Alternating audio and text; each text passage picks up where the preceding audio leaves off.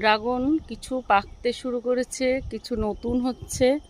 আবার এই যে আজকে প্রথম আমি ড্রাগন পাকা আমি হারভেস্ট করছি। একটা, এই যে দুটো, আজকে এই চারটে তুলতে পারলাম। এখনও সব সম্পূর্ণভাবে পাকেনি। এই যে সব হচ্ছে, মাঝখানে লাল লাল হয়েছে, আবার নতুন হচ্ছে।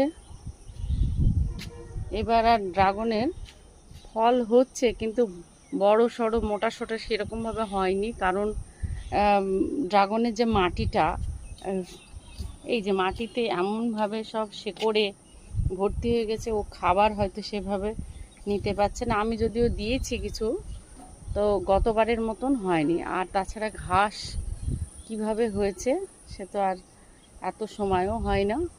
এই যে নতুন সব ফল এইগুলো বেরিয়েছে, ফুলগুলো বেরিয়েছে। এগুলো আবার যখন হবে, এই যে আজকের ভিডিওটা দেখুন কেমন।